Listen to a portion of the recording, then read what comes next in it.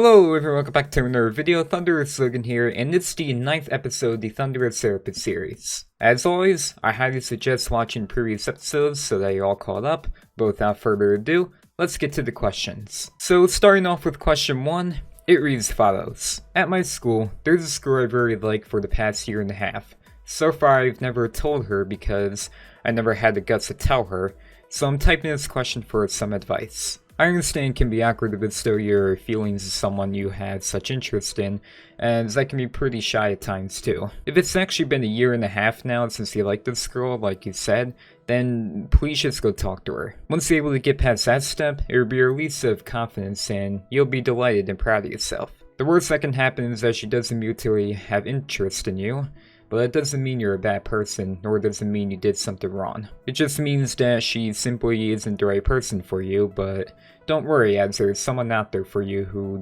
you share better chemistry with.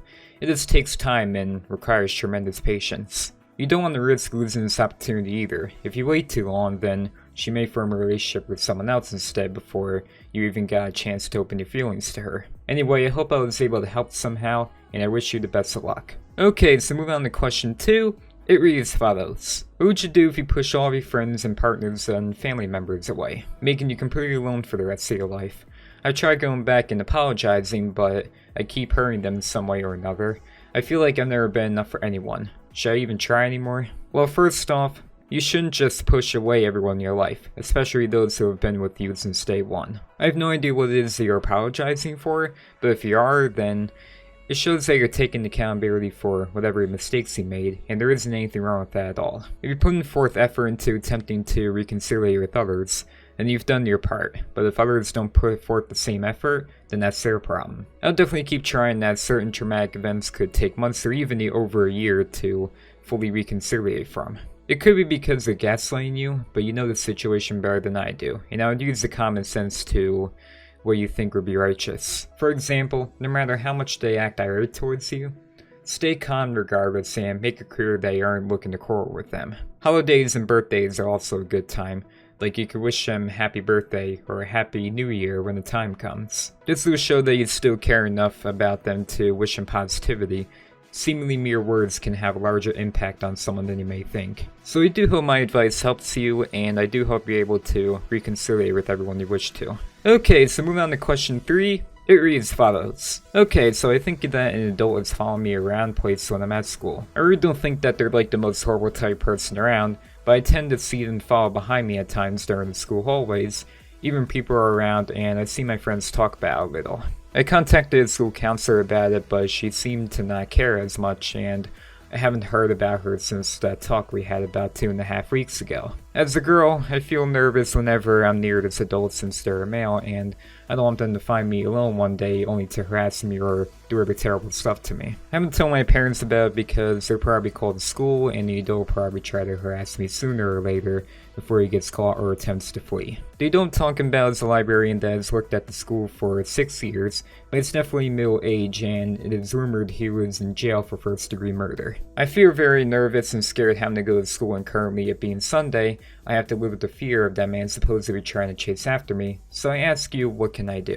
Well, this definitely doesn't sound pleasant at all, and from how you're describing the situation, I would be wary of your surroundings. Always try to be around groups of other people, as the chance is lower that anyone try to do anything harmful to you, with many other people around who can witness it. Now, if you can't get through to a school counselor, then telling your parents is probably the best thing you can do in this case. Just explain how this person is making you feel uncomfortable in such ways in what you've seen them do. And them calling the school will probably be a good thing, and the school is probably more likely to listen to them more than you, although they should listen to you too. Basically, every school nowadays has security cameras, so after your parents call the school, if they did, they could look through the footage and see what's going on. And if they find anything suspicious, they'd likely question the person. Now, don't worry too much about them possibly harassing you sooner, as they'd likely be more cautious about it if they were questioned. But if all that comes to no prevail, and no one seems to believe you, then I recommend gathering evidence yourself, such as recording this person following you, and also have your friends vouch for you, as you mentioned that they talk about it too. And if any dire situations arise, then don't be afraid to contact the police. Anyway, I hope I was able to help, and it seems like a pretty serious situation. So please stay safe, and I hope this can all be remedied soon. Okay, so moving on to question 4, It reads follows. I have a bad habit of eating candy on like almost every single day of the entire week, and it's like, I cannot stop eating it because it's so good, XD, and it makes me go through the day during school and my job hours. My parents say they should stop eating so much because I'll like end up having diabetes later in my life, but like for real, I can't help it because the candy I eat is so good. I don't know what to do, and I really feel like my life isn't complete without candy. Well, the way you're describing the situation, it's pretty clear they had some sort of candy addiction. Now, I especially went over a case of addiction in the previous episode, so I'm basically going to bestow the same solution. You shouldn't stop eating candy 100% immediately, as you'd likely experience horrendous withdrawal symptoms. My suggestion is to progressively slow down your ingestion of candy and then eventually stop over a decent period of time. That way the addiction will cease and you won't endure withdrawal symptoms either. I know it will likely be immensely difficult, but unless you want to possibly ensue dire health issues, then I highly recommend that you take my advice into consideration. Now I do hope I was able to help, and hopefully able to abolish his candy addiction. Okay, so moving on to question 5, it reads follows. Hello, I'm not sure if this will be answered because it's kind of vague, but I have severe commitment issues. I'm one of those people who can talk to someone for years, then suddenly just drop them. I'll lash out and make them block me, but the thing is, I never do it because I get bored or dislike them. I do it because I'm afraid of getting attached to them and it hurting. And in most cases I think about the person I pushed away for months, and sometimes years to come. I want to get better and learn how to actually trust people. I'm afraid my childhood trauma is stopping me from doing that. Any advice? So from what I'm understanding here, it seems like you have trust issues, like because during your childhood, as you mentioned, most people have just treated you so terribly to the point where you think everyone else would do the same. But that isn't necessarily true, as there are good people out there for you. They can be difficult to find, but it just takes time. If you feel like someone is treating you well, and you share a good bond with someone, then don't just shut them out, as you'll then be missing out on those that care about you. Now, I can't tell you who you should associate with, as you're your own person, but I would hang on to those who treat you well during both your good and bad times, and remove those who are toxic towards you and who are exorbitantly judgmental. That's what I would personally do, but you have to make your own decisions and be with those who make you happy. So I hope my advice is able to help, and I wish you the best of luck on finding those who make you feel joyous. Okay, so moving on to question 6, and also last question for this episode. It reads follows. I recently broke up with my girlfriend, but she was ghosting me and I didn't want to live with that. But now that I did dump her, I regret it a lot, and I feel like, okay, I can't say it's on YouTube, but I'm sure you know exactly what I'm saying here when I say that it's never the answer to anything. I've spent multiple days just continuously rolling my eyes out while she continued to smile and have a good life without me in it. How do I react to these emotions, and what do I do?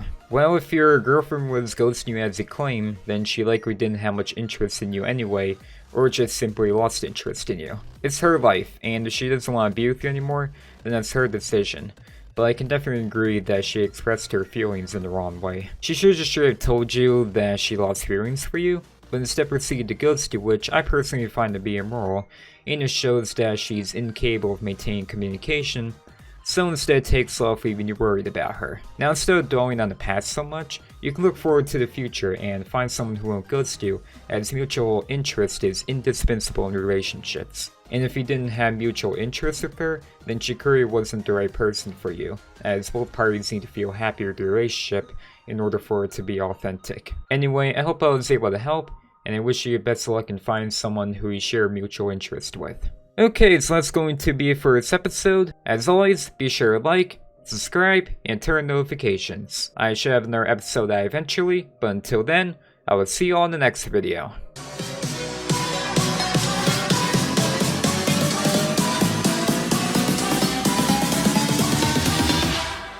Thank you.